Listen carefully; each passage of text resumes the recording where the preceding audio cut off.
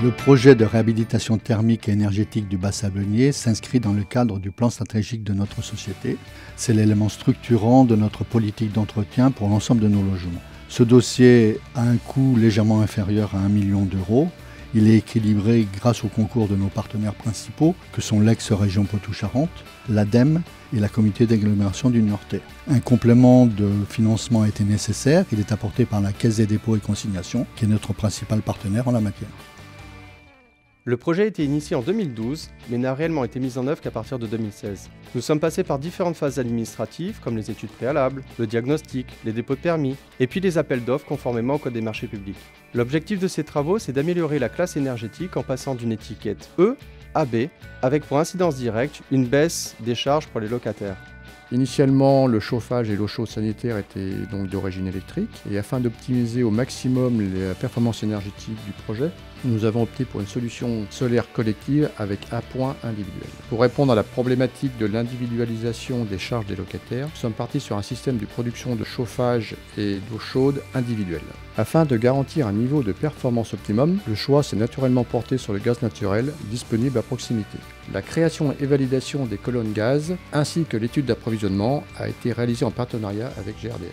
GRDF nous accompagne sur plusieurs projets, notamment sur des systèmes très innovants. La particularité sur ce chantier est de gérer nos travaux en fonction des logements occupés et globalement ça se passe plutôt bien.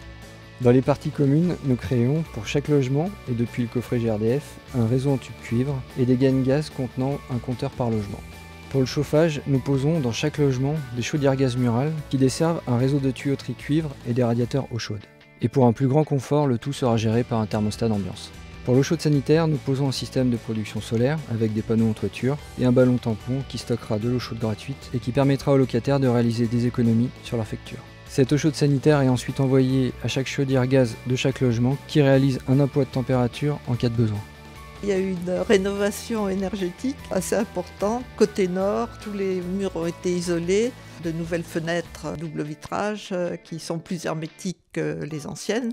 Il y a des panneaux solaires qui vont nous amener de l'eau chaude, donc c'est aussi une grosse économie, aussi bien pour les charges que pour la planète. Et heureusement, on va avoir le gaz, donc on aura des diminutions de charges et se chauffer mieux. Je pense qu'avec l'électrique, quand il faisait froid, on forçait un peu, mais la note se forçait aussi. La problématique des bailleurs sociaux aujourd'hui, c'est de la remontée énergétique des bâtiments énergivores sur des étiquettes B. Le gaz naturel est une des meilleures solutions pour atteindre rapidement cette étiquette énergétique. Se pose la question de l'intégration dans le bâtiment des conduites montantes et des installations de coffrets.